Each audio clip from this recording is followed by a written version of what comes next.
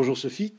Bonjour. Donc en 1995, tu as habité en bordure de la Mayenne et donc tu as vu la crue arriver.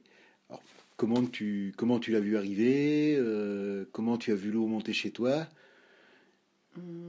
Alors, c'est vrai que nous habitions donc Square de la Cale. L'eau, ben, on la voit forcément monter quand on habite au bord de la rivière.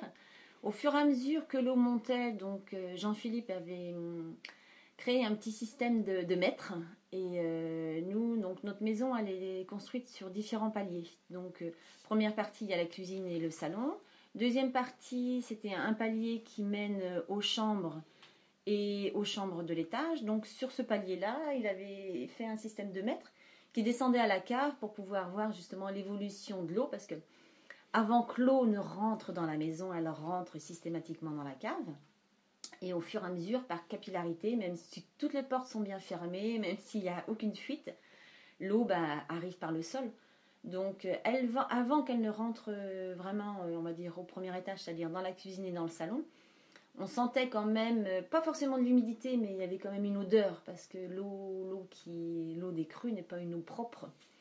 C'est une eau où il y a énormément de boue, et puis voilà, c'est relativement sale. Donc quand on voit l'eau monter au fur et à mesure, eh bien, on remonte les manches, et puis on range au fur et à mesure. Donc tout ce qui pouvait être à la cave, donc nous les avions mis sur toutes les étagères du haut. Mais à partir d'un moment, quand l'eau monte beaucoup dans la cave et qu'on ne peut plus descendre dans la cave parce que le plafond est juste au niveau de la tête, et bien ce qui reste dans la cave, reste dans la cave. Donc après, l'eau est arrivée progressivement dans la cuisine. Donc à partir de ce moment-là, on s'est dit, on ne peut plus vivre dans la maison parce que il y a de l'eau dans la cuisine, il y a de l'eau dans le salon. Donc hop, on commence à remonter les meubles. Donc sur la table de la cuisine, on met l'électroménager. Dans le salon, eh bien, on utilise des tréteaux avec des planches pour mettre le canapé. Les gros meubles en chaîne, eh bien, ils sont insoulevables, donc on les laisse, mais on vide tout ce qu'il y a dedans, on fait des cartons, on fait appel aux copines qui viennent nous aider pour mettre tout en carton. Et puis de ce niveau-là, eh bien, on le met au niveau, enfin, le niveau, pardon, cuisine, salle à manger, tous les petits meubles, tous les cartons, on le met au niveau du palier. Quand on est sur ce palier-là, on se dit, c'est bon, quoi, l'eau ne va pas monter plus. Et puis l'eau commence à monter, monter, monter. Donc tout ce qui est vraiment gros, volumineux, on va le mettre au niveau du palier. Tous les petits cartons qui sont au niveau du palier, on va les monter à l'étage, au niveau des chambres, au niveau de la véranda et au niveau du couloir. Donc je rigole, mais avec mes amis, dont Véronique Gouillette, on disait toujours, oh dis donc, la maison elle ressemble à Emmaüs, tellement il y en avait partout. Des meubles, des objets, des vêtements. Et puis voilà quoi. Après, une fois qu'on part de la maison, on avait été hébergés chez mes beaux-parents, Jean et Donc Raymond. tu as dû, tu as dû quitter la maison à un moment donné. Oui, il a fallu que je quitte la maison à un moment donné. Donc, te dire quand exactement, quelle date, je me souviens plus. Mais on a dû rester dans la maison avec l'eau dans la cave, peut-être une petite semaine. Et puis après, on est allé chez Jean et Raymond.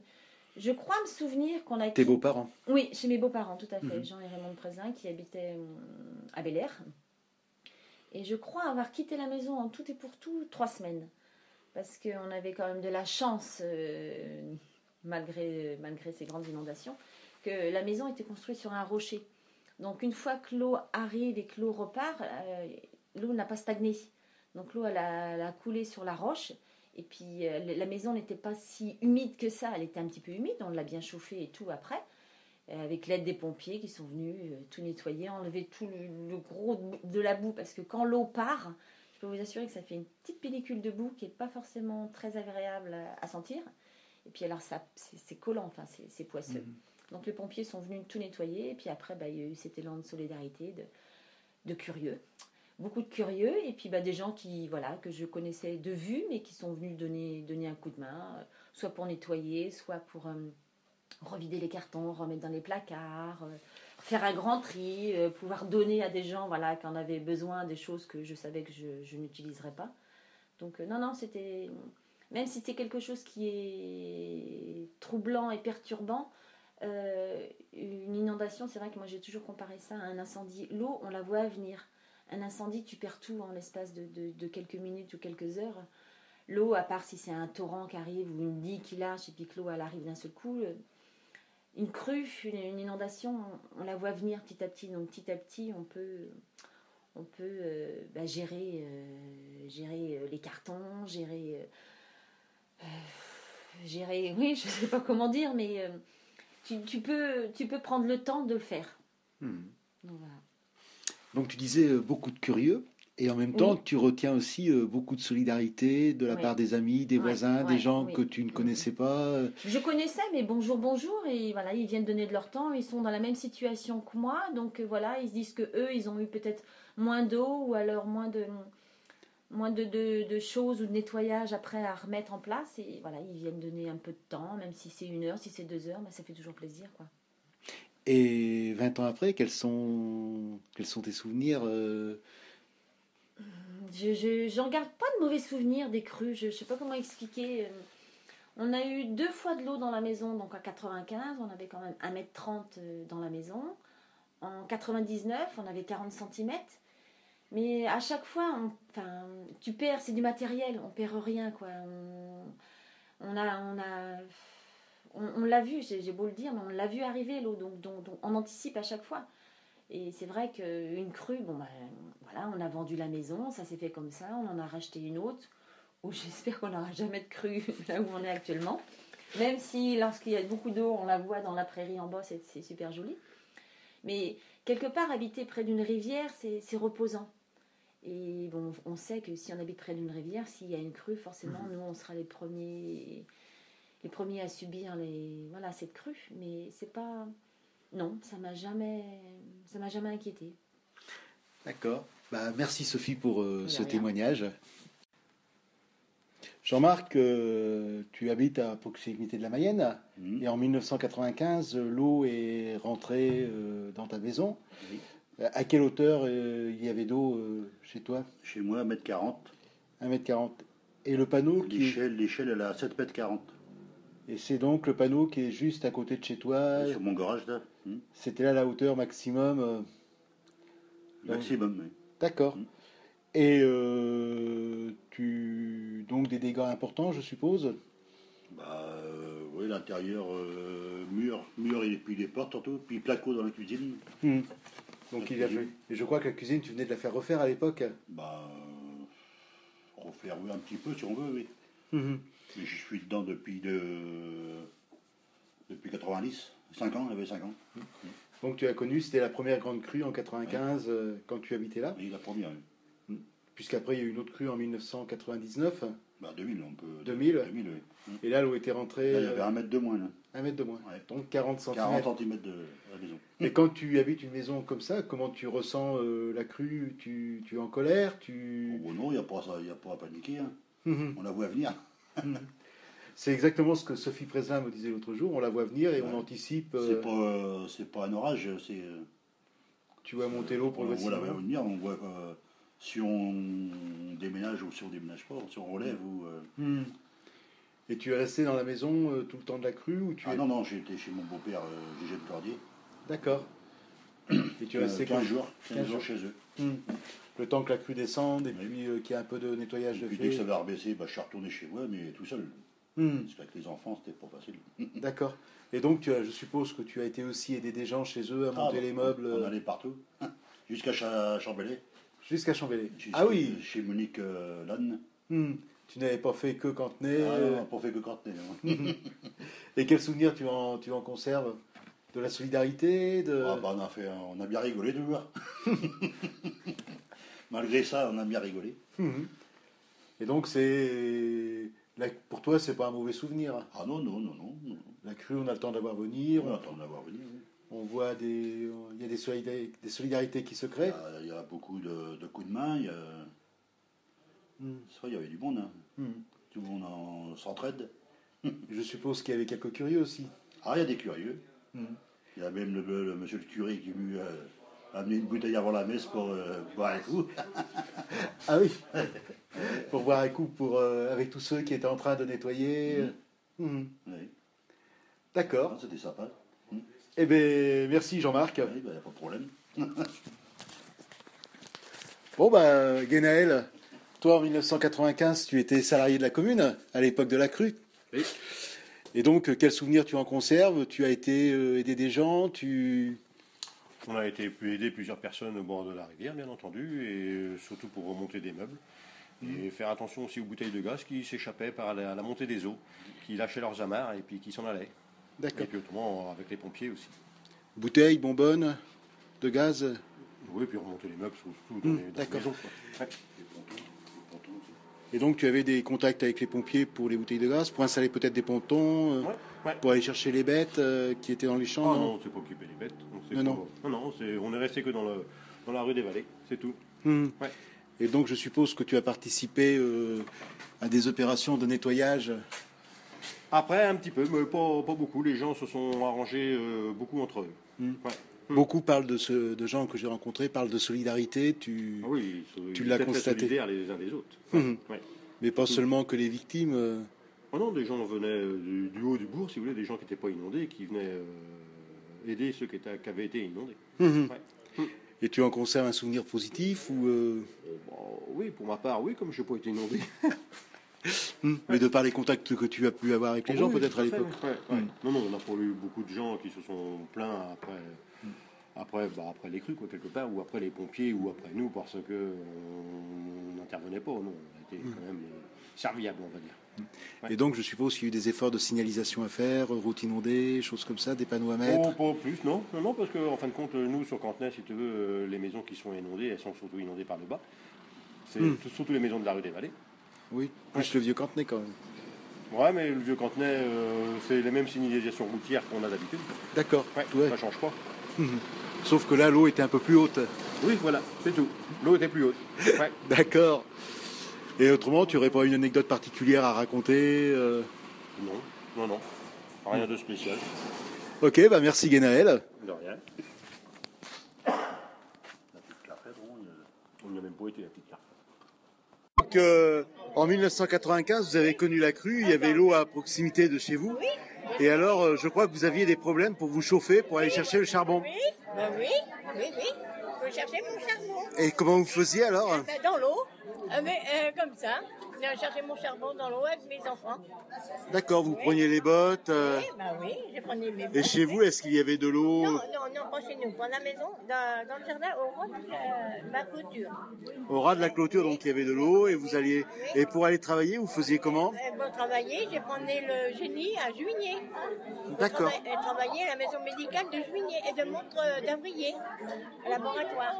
Donc tous les jours, vous preniez les camions que l'armée mettait à disposition? Oui, position. Il faut à l'heure. Si des fois, il m'attendait. D'accord. Oui. Eh bien, merci. De rien. Donc en 1995, vous habitiez à proximité de la Mayenne, et donc je crois que vous avez été obligé de quitter votre maison. J'étais chez Monique Lannes pendant 2 jours, et après il y avait mes beaux-parents qui ont pensé. Ils ont dit qu'il fallait aller chez eux. J'étais chez eux au moins une dizaine de jours à Bourg. D'accord, donc vous avez quitté la maison, la région. J'étais pas loin, j'étais à Bourg. Ouais. D'accord. Chez mes copains. Et donc il y avait de l'eau jusqu'où dans la maison? À la maison, elle a dit bonjour, au revoir. Donc elle est rentrée, elle est repartie. Elle est repartie, oui. Quand même, tous les meubles étaient en hauteur et tout ça, on peut rien faire. Dans la cuisine aussi, tout était monté. C'est enregistré. Ah oui, non.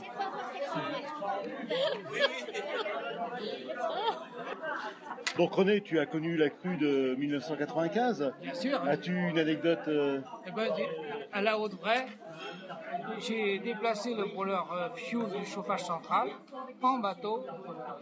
Et puis, on a mis si haut, il y avait 1 mètre de trou. Et puis, toute la ligne électrique a sauté. D'accord. Puis là, en bas, j'ai rien pris. À Juillet-Bas, j'ai dû déménager une maison, qui est ma frangine d'ailleurs. Il y avait 1 mètre d'eau dans la maison. D'accord. De tout. Et après, est-ce que tu as quelques souvenirs sur les incidences de la crue? L'incident, c'est qu'il fallait faire le tour par Chambélet pour aller sur Angers. Ensuite, au moment de la décrue, on allait sur Créneville pour sortir, pour aller sur Angers. Voilà. Et bien sûr, il y en a qui mettent une voiture le côté de Juillet et une voiture côté Cantenay. Et l'État se faisait traverser le pont avec leur camion. Et après, tu es arrivé sur Angers, tu avais les plabords et tout ça pour... Voilà, mais enfin, moi, à vrai dire, au moment de la crue, j'ai jamais fait le tour et puis j'ai resté chez moi. Tout simplement.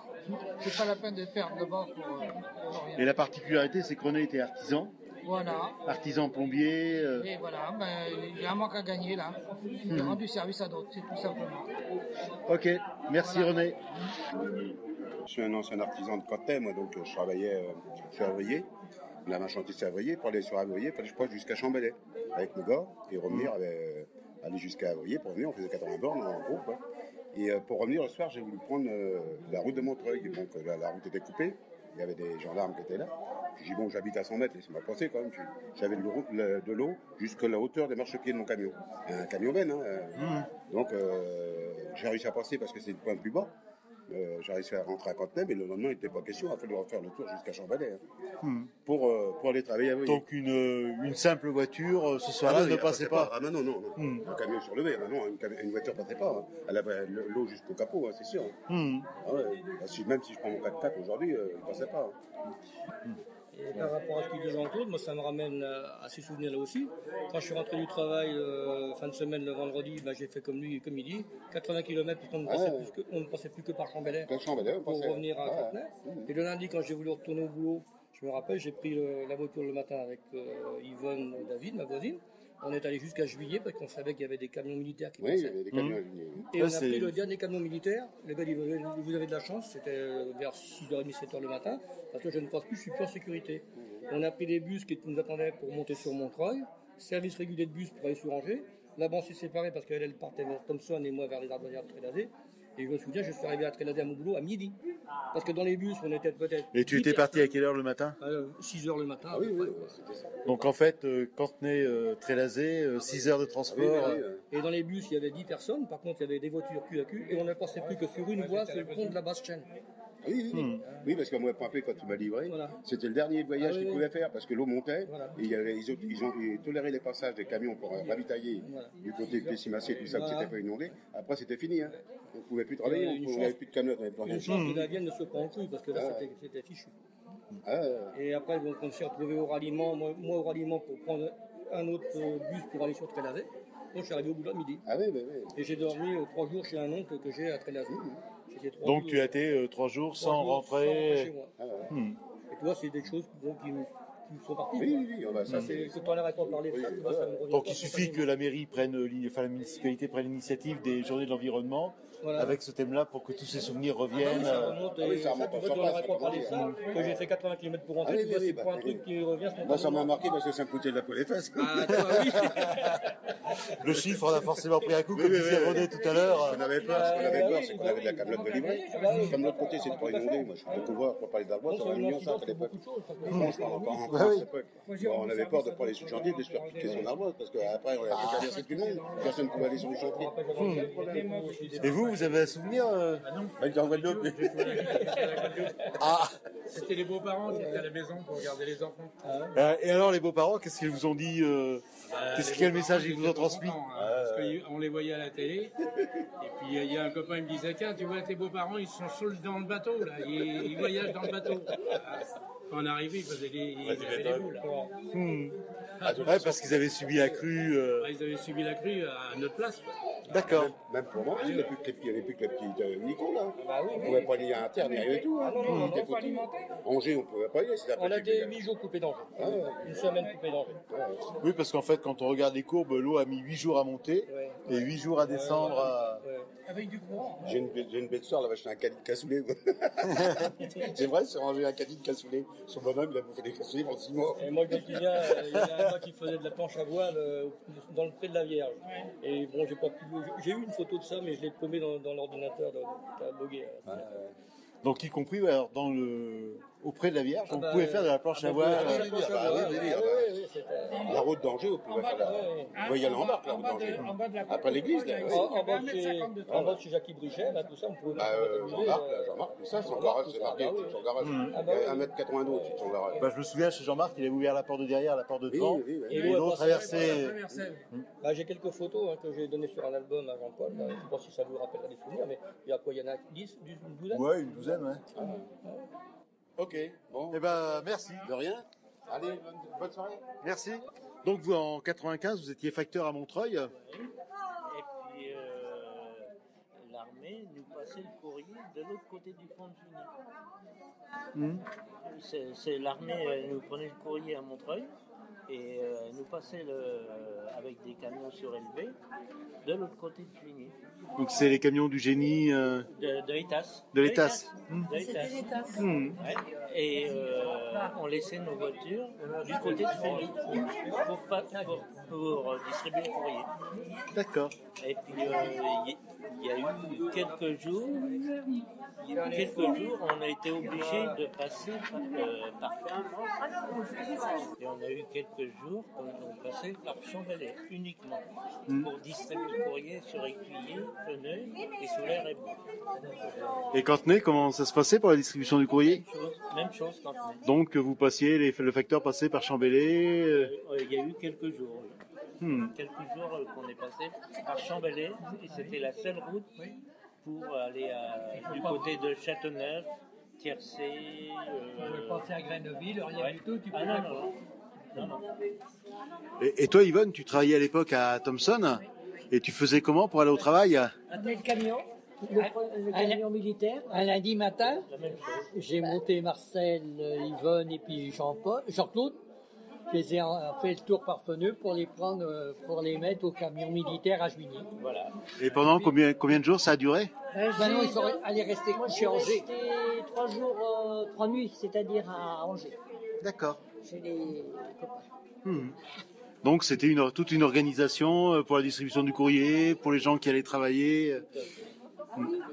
À la fin, j'ai été nettoyer des maisons dans les bas de chez le Père Alain, plusieurs maisons devant chez Christian de Boisard à descendre la Mayenne, là, avec moi j'étais à la retraite, je faisais ça avec Émile Buron. D'accord. Donc tu as participé activement et au nettoyage et est-ce que tu as été chez les gens pour monter les meubles? Ah ben là, chez le Père Allard, il avait monté le piano sur les parpaings. Hein, il avait 90 cm d'eau dans sa maison, lui. Il habitait où, le Père Allard, hein, comme tu dis? Où habite M. Preneau. D'accord. Donc c'est là, oui. Hein, le niveau de l'eau chez le Père Allard était au milieu du réverbère, du rond du réverbère.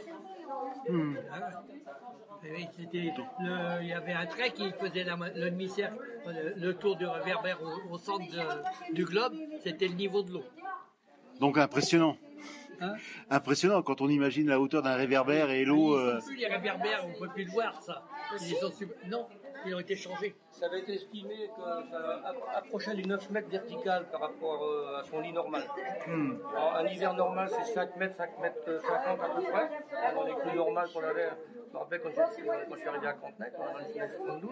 Et là, il paraît que ça a produit pratiquement à 9 mètres vertical. C'était impressionnant. La route des bas de Soulaire, parce que je distribue les courriers sur Soulaire, la route de Noyant en fait. Ouais. Il y avait 2 mètres d'eau. Ah oui. Sur la route. Hein. Ah oui. Donc du mal à imaginer aujourd'hui, mais en même temps quand on se rappelle la sortie ou l'entrée de Cantenay quand on allait vers Angers, c'était tout recouvert d'eau. Ah bah, l'eau ne passait plus que sous l'arche centrale du pont et il restait un jour de moins de 50 cm. Sous l'arche centrale du pont. Et c'est ce que je disais tout à l'heure, il n'y a que Chambelay, la seule route où on pouvait passer, c'était Chambelay. Je t'avais emmené un lundi matin? Oui, on avait pris le dernier passage, il ne voulait plus passer après. Avec Marcel Boulet. En sécurité.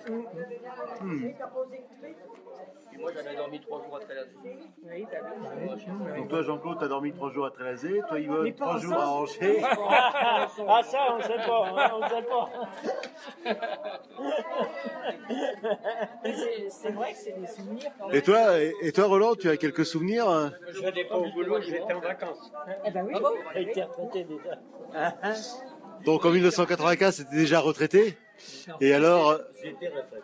Oui. est-ce que tu as, en tant que retraité, donc tu étais forcément dans le village, quand tu es dans le village, comment tu faisais pour faire tes courses? Ah ben, j'en sais rien, je ne me rappelle plus. On a plus facile. Les courses, il n'y avait que là. On avait le magasin. Le magasin. Donc la supérette qui existe encore aujourd'hui. Oui, c'était, comment ça s'appelait, je ne me rappelle plus. C'était Michel Chevreul à ce moment-là. Michel Chevreul, oui, c'est ça. Alors, depuis comment ça s'appelait comme magasin? C'était pas Unico. Ça a changé pas mal de fois. Ah non, 95, c'était pas Michel Chevreul. C'est parti. Il est parti. Il est parti, c'est Ah, il y en a eu plusieurs. C'est Oduro, sans doute. Ah, Oduro. Ah oui, Oduro. Ah oui. Et donc en fait, tu allais faire tes courses à Cantenay. Oui. On était des Iliens. Ah, le dimanche, le jour qu'il y a eu le plus haut, c'était impressionnant là, hein. Le monde qu'il y avait. Et à Angers, tous les ponts étaient bouchés par les gens qui venaient voir. Hein. La trémie, il y avait 2 mètres d'eau. Oui. L'eau était en fin de compte, enfin il y a les photos aussi qui remettent un petit peu en mémoire, mais l'eau en bas arrivait chez Madame Boisard, là Oui. pas loin. Oui. Ah bah oui, quand on se rappelle chez Laurent Grignon, c'était Oui. à la hauteur des appuis de fenêtre. c'était quelque Ah bah oui, Chez Jean-Marc Dubois, c'était... T'étais là toi déjà? Jean-Marc, la bonbonne à Jean-Marc était dans l'eau, sa bonbonne de gaz ouais. était dans l'eau. Ouais. Énorme. Le souvenir qui reste, c'est ça. S'il y avait un qualificatif énorme. Une crue comme ça, c'était Oui, il disait la crue du siècle. impressionnant. Je pense que c'était pour la Mayenne. Là. Mais heureusement que la Loire n'était pas haute. Hein. Elle n'était pas haute la Loire cette année-là. Ah, c'était une crue Il n'y avait pas eu une crue du bassin de la Mayenne et de la Sarthe, Oui. avec Tout avant s'est la crue de Loudon et du Loir. Tout s'est passé là. Hein. Et heureusement que la Loire n'était pas. Bah, si la Loire avait été haute, dis donc. Oui. Bon, il faisait beau le dimanche, je me souviens.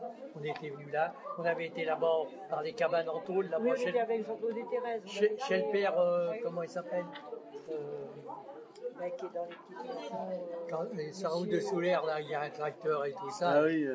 Hein Gauthier, super Gauthier. Oui, il était là-bas. Ah bah, il était dans l'eau, lui. Hein. Ah bah oui, il y avait de l'eau là. Hein. Ah bah oui, c'était à proximité de la route de Soulaire et en même temps du chemin de la route qui t'emmène vers les bas, vers le vieux Cantenay. Oui. Certaines personnes, nous on mettait le courrier, par exemple je cite sur Soulaire, on mettait le courrier chez certaines personnes, et puis les gens plus loin, ils venaient chercher leur courrier en bateau. En bateau. Vous aviez accès, et puis après, il répartissait. Heureusement que ça n'a pas duré 15 jours. Ah si, ça durait 15 jours. Ben, le temps que l'eau monte, ça a duré 8 jours, et le temps qu'elle descende, 8 jours. Ah oui. Et après, il a fallu nettoyer. Donc Jean-Claude, tu as connu la crue de 1995, tu habitais dans la commune, tu étais aussi un pêcheur. Voilà, quelles ont été comment tu as vécu cette crue et quelles ont été les incidences pour les pêcheurs pour l'année la saison de pêche 95-96 et la suivante? Bah donc déjà, dans cette période de crue, il fallait aller régulièrement à la rivière, tous les jours, voir le niveau de l'eau et retirer les bateaux, les vider. Et puis, on était sollicité par les gens en bas du pays pour aller les aider à monter leurs meubles sur des parpaings ou des tréteaux, pour mettre les machines à laver hors d'eau, puis certains meubles. Et après, en tant que pêcheur, ça a eu des incidences dans les années à suivre. Parce qu'on a été après ça un petit peu envahi par ce qu'on appelle le silure aujourd'hui, qui envahit nos rivières. Et ça a eu un impact sur ce qu'on pêche, parce qu'on pêche beaucoup moins de franges aujourd'hui, du gardon et des poissons fond, plus du tout de poissons-chat depuis ces années-là. Alors qu'avant, quand on commençait à pêcher la brème, souvent en amorçant, on commençait par faire une belle pêche de poissons-chat. Maintenant c'est fini, on n'en pêche plus du tout, depuis au moins 4 ou 5 ans sûrs. Et puis ça détruit quand même le cendre pas mal. Et tout ça suite à, je dirais, les eaux sont montées très très haut. Donc ça a inondé une grande partie de toutes les rivières et des bassins de toute la périphérie autour de Cantelin-Pinard et Chèvre, tout ça. Et notamment, je crois que c'est du côté de Barassé où il y avait un étang où ils faisaient l'élevage de silures. Et donc tous ces silures-là se sont trouvés en fait dans la nature et ont envahi la Mayenne, le Loir, la Sarthe. Et on en retrouve maintenant de partout et la Loire, bien entendu. Voilà, pour l'instant, c'est ce qui nous revient à l'esprit, quoi, de plus gênant pour les pêcheurs. Et donc, pour toi, la crue de 1995 a des incidences qu'on mesure encore aujourd'hui avec la présence du silure. Tout à fait, oui. Et on en revoit encore les conséquences aujourd'hui. Et le fait qu'il y ait moins de barques en bordure de Mayenne qu'il y en avait à cette époque-là, c'est lié à donc, la présence du silure, moins de poissons. Oui, effectivement, on prend quand même un peu de brochet maintenant, mais du cendre pratiquement plus. Et puis bon, il y a à côté de ça aussi le prix des cartes de pêche qui va toujours en augmentant tous les ans et qui est un petit peu dissuasif. Maintenant, on a un deuxième problème qui se greffe, mais qui n'a peut-être rien à voir avec 95, c'est l'envahissement des berges, notamment à Cantelin, par la Jussie, qui commence maintenant à envahir la rivière sur presque une dizaine de mètres de large par endroit, voire même des fois plus. Et si on n'a pas un bateau aujourd'hui à Cantelin, on peut difficilement pêcher de terre. C'est encore un autre problème qui se rajoute. Et donc, Cantelin est situé entre la Sarthe et la Mayenne. Donc là, tu nous parles directement de la Mayenne. Est-ce que tu as pêché dans la Sarthe et est-ce qu'on sait les mêmes incidences de la crue 95 sur la Sarthe que pour la Mayenne? En ce qui concerne le silure, certainement. Oui. Alors maintenant, à côté de ça, en parallèle, il s'est développé un gros commerce pour les pêcheurs de silure. Et que maintenant, c'est devenu un vrai sport pour certaines personnes. Alors, le problème pour nous, petits pêcheurs locaux, c'est que quand ils ont pris des silures, des fois qui font jusqu'à 2 mètres, 2 mètres 10, 2 mètres 20, ils mesurent, ils les regardent bien, ils les prennent en photo, puis ils les remettent à l'eau. Donc ils continuent leurs dégâts au niveau de la nourriture dans la rivière. Donc la friture du dimanche soir, c'est plus compliqué qu'à une époque. Ça devient beaucoup plus compliqué, oui, tout à fait. Eh bien, merci Jean-Claude pour ce témoignage. Donc voilà, en tant qu'agriculteur, tu as été victime de la crue de 1995. Comment on réagit voilà. Là, nous aussi, au niveau de l'exploitation, l'exploitation par elle-même, les bâtiments et tout ça, on n'était pas dans l'eau, hein, c'était pas inondé, on avait simplement que des terres. Par contre, on avait presque la moitié de l'exploitation qui était inondée, quoi. Facile. Ce qui est bien plus que les autres années. Normal, oui. On a toujours des crues avec une 50aine d'hectares inondables, mais le reste, c'était pire, quoi. Et est-ce que la crue a eu des incidences pour les récoltes de l'année à suivre? Alors, comme c'était en plein hiver, moi je dirais pas tellement, simplement sur les blés, les champs qui n'avaient pas l'habitude d'être inondés et qu'on avait mis du blé, et que là le bas du champ était tout inondé, et là le blé, lui, il résiste pas. L'herbe résiste à la crue, mais les blés, l'orge, tout ça, tout était parti, quoi, tout était à refaire, quoi. Donc tout ce qui était céréales a un peu été détruit, sinistré. Sinistré. Ouais. Et au niveau de la nidification des oiseaux, est-ce que ça a eu des incidences? C'était de bonne heure dans la saison, hein, pour les canards, tout ça, c'était au mois de janvier. Les nids, c'est souvent au mois de mars-avril, hein, c'est pas forcément en plein hiver, quoi. Et pour mettre les bêtes au champ, les vaches au champ, est-ce qu'il y a eu du retard?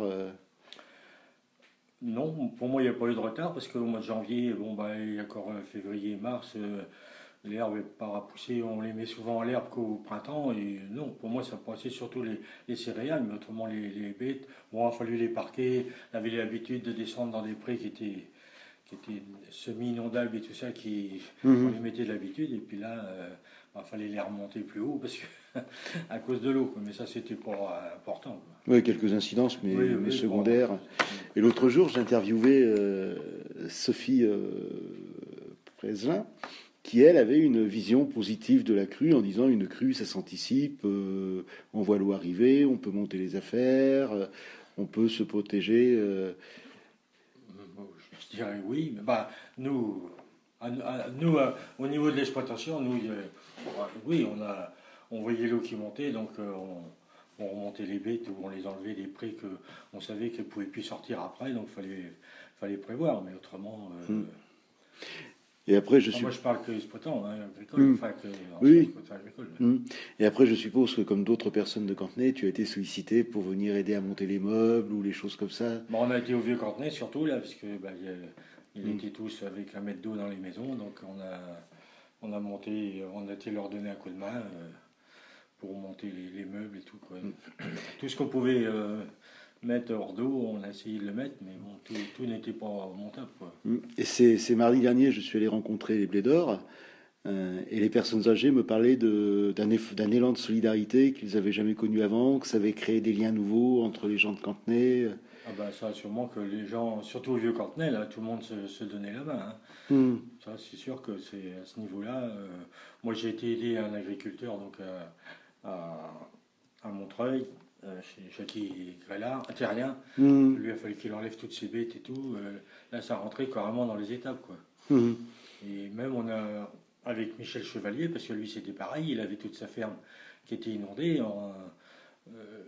Si j'avais continué, il était obligé d'enlever ses bêtes. Donc avec Rémi Delbois et puis moi, on s'est dit, on va être obligé de partager les vaches laitières, d'amener une moitié chez Rémi, puis une moitié ici pour continuer à traire ses vaches, parce qu'il ne pouvait plus. Sa salle de traite, ses moteurs et tout ça, ça allait être dans l'eau, quoi. Donc à ce niveau-là, on était prêt à l'accueillir, mais ça mélanger un troupeau de vaches qui ne sont pas habituées, ça nous posait un peu de questions, mais il fallait bien... Oui, il aurait fallu trouver une solution. Il fallait trouver une solution, on les aurait parqués dans un endroit ici, enfin on se serait débrouillé, il fallait bien les dépanner, quoi. Donc entraide aussi au niveau des agriculteurs oui, ça jouait beaucoup. Moi, je vois du côté de Chèvres, du côté de Montreuil et tout ça, là, il y en a quand ils sont obligés de déménager carrément leurs bêtes. Les vaches, les vaches laitières, ça se déménage pas comme ça quand même. Ça s'habituer dans un endroit... oui. Et donc, Jacques Terrien, il y avait de l'eau dans son exploitation. Dans son exploitation, donc les vaches, les bêtes, il a fallu toutes les enlever, les transporter ailleurs, quoi, dans une autre exploitation. Avec toute la complexité par rapport aux deux troupeaux ensemble, la traite. Lui, c'était des vaches allaitantes et des vaches, des bœufs et tout ça, c'est moins contraignant que des vaches laitières. Mais enfin, il avait tous ses silos, tout ça, tout a inondé. Il a perdu toutes ses récoltes d'ensilage, parce que ses silos étaient pleins d'eau. Donc pour lui, il y a eu quelques incidences l'année suivante pour la nourriture de ses bêtes. Il a fallu réacheter du foin. Je ne sais pas s'il avait racheté de l'ensilage, ça fait longtemps que je ne me rappelle plus trop, mais enfin je sais qu'il a eu de graves... Et toi, tu n'avais pas été sinistré à ce niveau-là? Non. J'avais un petit silo de maïs qui était en bas où il y a les chevaux. Là. Moi, j'avais jamais vu l'eau là. J'avais mis mon silo là, mais il y avait 50 cm d'eau dedans. Mais enfin bon, il n'y en avait presque plus. Et puis, c'était insignifiant par rapport Comme quoi, l'eau... Tout arrive avec l'eau. Tout arrive avec l'eau, oui. Voilà. Et il y a un pêcheur qui me disait que... le fait des inondations de 95, ça avait ramené le silure dans la Mayenne et la Sarthe. Alors ça, moi je ne suis pas pêcheur. Après, peut-être, mais il y en avait sans doute d'avance. Je ne sais pas. Je sais pas. Et ben voilà, merci Marcel pour ce témoignage. De rien. Voilà. Bonjour Albert. Donc, en 1995, tu as connu les crues de manière très directe, puisque l'eau était sur ton terrain, à proximité de la maison, dans la cave. Quels en sont tes souvenirs? Déjà, au niveau de la maison, donc j'habite Baudon. Donc, on a un bras de la Mayenne, on a l'île en face de chez nous, un bras de la Mayenne. Donc, l'eau n'est jamais venue à la maison. De connaissances sur les crues précédentes non plus. Par contre, dans la cave, on avait 1,65 m d'eau, on ne pouvait plus y pénétrer, et dans le garage, on avait 20 cm de plus, donc on a déblayé le garage qui était derrière. J'avais une pompe à chaleur que j'étais obligé d'enlever également. C'était quand même impressionnant, et c'était, en fait, c'est surtout aussi contraignant, et quand tu vois l'eau monter, tu ne sais pas quand ça va s'arrêter, donc là... c'est quand même, ça pose des problèmes. Autrement, Et ben la route de Montreuil-Junier était coupée, on avait de l'eau, donc il y a une photo sur cette coupure. Pour aller au travail, je travaillais donc au centre de transfusion à Angers. Je prenais la voiture, je passais par Feneux, et à Feneux, je prenais un camion militaire ou un car, c'était un car là, un bus pour Feneux jusqu'à l'arrivée de Montreuil-Junier sur la route Feneux-Montreuil. Et là, on prenait un gros camion 4x4 du génie qui nous faisait traverser le pont. Et donc, l'eau sur le pont était à mi-essieu, à peu près. On passait de l'autre côté, on avait des bus qui nous attendaient pour aller donc sur la ville d'Angers. Autrement, en dehors du travail, si on voulait sortir pour aller sur Angers, on mettait à peu près 1h45, c'est-à-dire qu'on passait par Feneux, on remontait par Dans et on redescendait après. À une époque, je crois qu'on a même été jusqu'à Chambélet. Ouais, jusqu'à Chambélet également. Oui. Donc c'est quand même été... et puis c'est étouffant, on a du mal quand même à vivre ces conditions-là, sachant que ça peut ne pas s'arrêter. Et puis donc on est entouré d'eau, donc on est vraiment sur une île déserte. C'était quand même impressionnant. Sinon,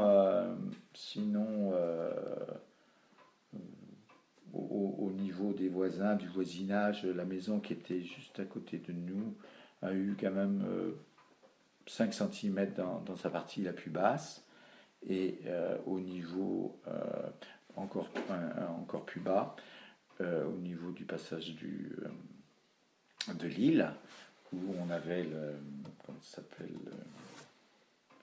le bac. Le bac. Il y a juste une maison avant qui était quand même bien inondée et qui est construite maintenant. Il y a eu des agrandissements et tout ça, donc j'espère pour eux qu'ils ne recevront pas une année comme en 95. Voilà en gros ce que je peux dire. Et donc, chez toi, il y avait aussi quelques animaux à l'époque? Oui, on avait des animaux, on avait une biquette donc sa cabane était inondée, donc elle était en liberté dans ce qui nous restait comme herbage, et puis on avait des poules, des pigeons et tout ça, c'était en liberté, donc c'était quand même... Les gamins étaient heureux. Et donc l'eau était à la limite de la terrasse, à la limite de terrasse. Donc ça veut dire que la cave, tout ça était inondé. Tout à fait, oui. On pouvait, enfin bon, les visiteurs qui venaient nous voir, donc la famille qui faisait, donc je te dis 1h30, 1h40 de voiture pour venir nous voir, ils nous amenaient des fois des courses, et puis ils nous disaient toujours, bah tiens, tu pourrais mettre ta ligne au bout de ton balcon, là, il n'y aurait aucun problème. Hein. Mais bon, l'inconvénient, c'est quand même que cette crue de 95 ne nous a pas perturbé au niveau de la maison, nous a perturbé au niveau de nos habitudes et puis de notre mode de vie. Mais par contre, j'ai mis peut-être 15 jours à déblayer toutes les détritus, les morceaux de bois, c'est énorme. C'est énorme tout ce que ça a pu ramener. Donc une crue qui a duré 2 semaines et 15 jours de nettoyage après, oui, 15 jours, 3 semaines. Oui, sans me plaindre, parce que j'ai pas eu d'eau dans la maison, donc je plaignais les habitants du bord de la Mayenne, donc surtout dans le bourg, là, où j'étais déménagé quelques maisons.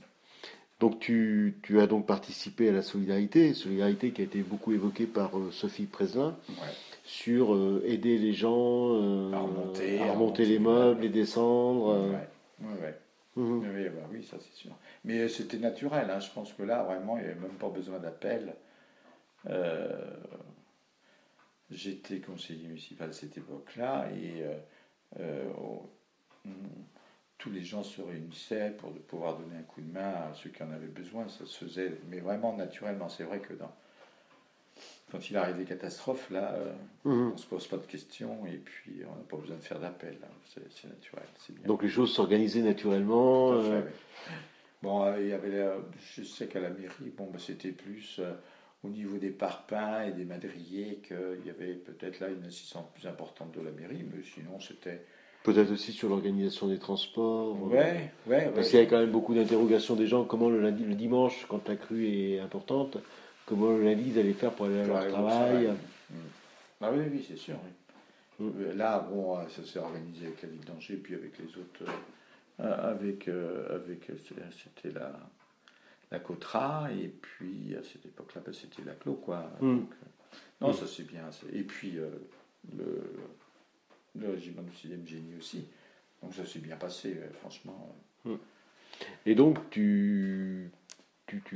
dans ce que tu dis, et ce que je retiens qui est évoqué dans d'autres témoignages, c'est cette solidarité face aux risques et à la catastrophe naturelle, cette solidarité qui s'est développée d'entraide, tout à fait, oui. Et puis, des gens qui n'avaient pas l'habitude de se parler entre eux, qui se parlaient, qui spontanément se proposaient. Oui. Alors il y avait deux catégories de gens aussi, parce que si on veut aller par là, il y avait les curieux qui venaient de loin, avec leur appareil photo et tout ça, donc ça gênait quelques habitants des fois, parce que comme on déménageait, ça prenait des photos, etc. Donc si c'est des gens extérieurs, c'était un peu... Mais bon, partout ça existe, donc ça n'a pas été gênant quand même. Ouais, c'est ce que disent d'autres témoignages.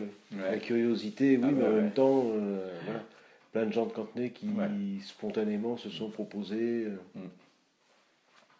Ah oui, aucun problème là-dessus. Et puis après, c'était le problème des assurances, donc ça, chacun a fait... C'est pareil, ça avait été pris en catastrophe naturelle, donc ça n'a pas posé trop de problèmes, je pense pas. D'accord. Eh bien, merci Albert pour ce témoignage. Mais de rien, Jean-Paul. Josette, quel souvenir as-tu de la crue de 1995 ? Souvenirs qui doivent être non négligeables, puisque tu as vu sur la Mayenne et que tu as donc vu l'eau monter progressivement jusqu'à ta maison. Oui, alors paradoxalement, le souvenir n'est pas mauvais. C'est vrai que c'était désagréable de voir l'eau monter. Quelquefois, on ne regardait même plus parce que comme ça n'arrêtait pas, on se demandait jusqu'où ça va aller. Mais par contre, c'était un moment relativement agréable. C'est vrai que ça fait rire, mais les gens étaient sympathiques, les voisins s'entraidaient, le côté père aidait le côté impair, à transporter les parpaings, remonter les meubles. Enfin, il y avait une bonne ambiance. J'ai dû faire des litres de café pour aider ceux qui avaient les pieds dans l'eau. J'ai mieux connu certains voisins. On a proposé aussi à certains de venir prendre la douche parce qu'ils n'avaient plus rien du tout chez eux. Mais globalement, j'étais aussi favorisée parce que j'avais pas les pieds dans l'eau. Donc je ne peux pas avoir la même réaction que ceux qui étaient chez eux et qui voyaient leur papier peint se décoller des murs. Donc ce qu'on peut dire, c'est que dans la rue des Vallées, une vraie solidarité s'est installée entre les côtés père et le côté père et le côté impair. Oui. Et que donc tu es venu vous avez subvenu aux besoins, aux nécessités. Oui, il y a même des scènes assez rigolotes, quoi, parce qu'il y avait par exemple une voisine qui était obligée de vider son congélateur. Donc à un moment, je suis rentrée chez moi et finalement, elle faisait la cuisine dans ma cuisine, elle était en train de chercher les plats. Et on mangeait ce qui était dans son congélateur. Bon, c'était assez, ça avait un côté marrant. Mais bon, encore une fois, c'est parce que j'avais pas les pieds dans l'eau. Et donc, je sais que depuis dans votre quartier, vous faites un repas des voisins. Est-ce que ça a un lien avec cette période-là ? Non. C'est venu après. C'est venu après parce qu'en plus les gens ont changé. C'est pas les gens qui sont là maintenant dans la rue ne sont pas forcément ceux qui étaient là il y a 25 ans ou il y a 20 ans, pardon. Donc non, la fête des voisins, c'est parce qu'on s'entend encore bien, mais ça n'a pas de rapport avec la crue. D'accord. Eh bien, merci Josette. De rien. Yolande, donc en 1995, ta maison n'était pas inondée, tu as détruit route de Feneux, mais en même temps, tu as subi de manière très directe les inondations. Puisque pour te rendre à ton travail sur Angers, tu as dû emprunter les navettes qui étaient mises à disposition à Montreuil-Juigné. Est-ce que tu peux nous raconter dans quelles conditions, quelle aventure, et après en arrivant sur Angers, comment ça se passait ? Ouais, eh bien, oui, c'était une aventure, comme tu dis, parce que donc, nous prenions la navette à Montreuil-Juigné, c'était un camion militaire, et comme il se doit, il fallait se tasser sur les bancs, avec soit les gens aussi qui étaient avec leur bicyclette, donc il fallait s'y mettre, et les personnes et les moyens de locomotion pour arriver sur Angers. Après, donc, on allait jusqu'à l'hôpital, et là, c'était le terminus, tout le monde descendait. Et après, à chacun de prendre son moyen de locomotion pour se rendre à son travail. Moi, personnellement, je travaillais à la Chambre d'agriculture. Donc, là, Angers était aussi inondé. Donc, arrivé pour aller jusqu'à la place Ney, il fallait prendre encore une barque pour aller même jusqu'au bureau où c'était aussi inondé et on n'atteignait qu'avec des barques. Donc, voilà. Et pour le retour, eh bien, idem. On refaisait le chemin inverse. Donc, Yolande parlait de vélo et tout ça. Il y avait aussi des gens qui avaient des cuissardes. Aussi, oui, parce que justement, arrivé à Angers, voilà, il y avait des endroits qui étaient tellement inondés qu'il n'était pas possible d'y atteindre, autre que, voilà, ou les bottes, ou les barques, ou les cuissardes. Et tu disais, Cantenay, ville morte. Oui, impressionnant ça par contre, parce que donc quand on est revenu le soir, c'est ça, c'est ville morte, ça fait un effet mais très impressionnant, enfin pour moi, parce qu'il n'y a aucune vie, il y a rien, il n'y avait rien. Même s'il y avait les gens qui venaient voir, en tant que curieux comme nous d'ailleurs, mais aucun bruit, aucun véhicule, puisque c'était ville morte, tout à fait. Et c'est ça très impressionnant qui reste. Et 20 ans après, quel souvenir tu en conserves? Après, moi, j'en ai pas de mauvais souvenirs parce que j'ai pas subi je l'ai subi que pour aller au travail, parce qu'après, il fallait quand même faire 80 km pour aller au travail, il fallait aller jusqu'à Chambélet. Mais sinon, voilà, ça reste un souvenir, justement. C'est quelque chose qui a marqué. Voilà. Eh bien, merci Yolande. Je t'en prie.